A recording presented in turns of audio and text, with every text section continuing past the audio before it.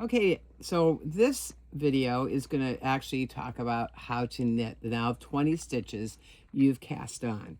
Once you've cast on your 20 stitches, you're going to pick up your other half of your needle and you're going to, you see the long, you always start with the long part sticking here, and then you've got, this is the end. So this is your end with the short part. So once you have this way, I'm going to teach you two ways how to knit. The first way I'm going to teach you is the way that I knit, and it's actually called Norwegian knitting. And basically, for me, I'm a picker. So I like to pick my yarn so I don't really have to move my arms around or anything. And the way I do this is I have this needle and I'm going to hold the yarn underneath with my finger up here. And I usually just put it like that, any way that feels comfortable for you. There's no right or wrong to knitting. It's really whatever works best for your hands. And so don't worry about thinking you're doing it wrong, because I thought I was doing it wrong for about 10 years. And basically, I was just doing it my way. And that's what you should do. So I'll give you a little pointers though. So anyway, you have your second needle. You've got your 20 stitches. The long thing is right here, the long piece of yarn. You stick this pointed needle into the left-hand side and go underneath there. Now what I do, I just pull the little yarn out from underneath and I just pick it like that and then pull it off. So again, put it in, pick, pull it through, off. Put it in, pick, put it through, off. Put it in, pick, put it through, off. And every time you do this, you want to just kind of tighten your yarn up so that all the stitches are kind of even on the needle.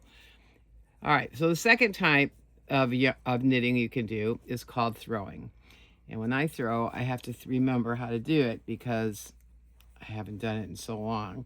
But anyway, pretty much you have your yarn for this way on the right-hand side of your body, and then you have your yarn here, and you do the same thing. You stick the needles in from the left end through, and now you have this yarn, and you just bring it around, pull it down, and then pull it through like that.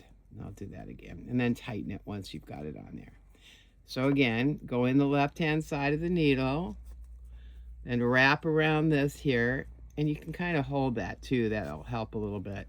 And then just tighten it. So again, pick it in, put it around, and then pick in, put it around, and in. And you just keep doing that to the end. And I'll do the other way just again, just to give you another breather. So back to picking again.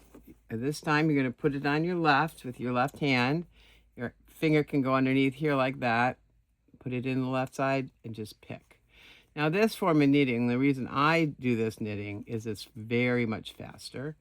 And you basically, it also, because you're doing it this way, the tension of your pattern, or tension of your yarn, is a lot easier to control than throwing it. Now, my mother, she can throw that yarn like it's no tomorrow. So she's amazing. But that's how she learned, and that's how she does it, and that works for her. All right, so once you have your 20 stitches here, now the thing you're going to do now, you're going to your second row. This is your first row. And again, you can always tell you're going back because this is the end.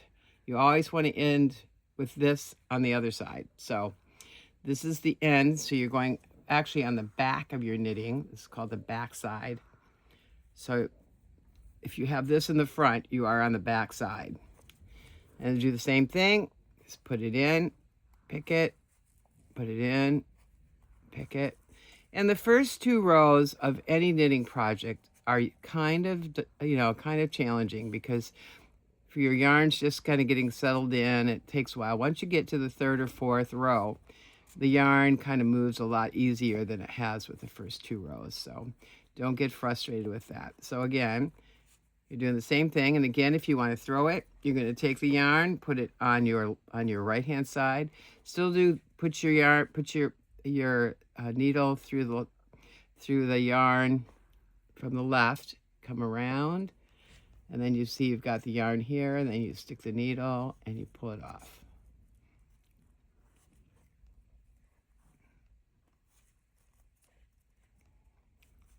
And that's pretty much everything.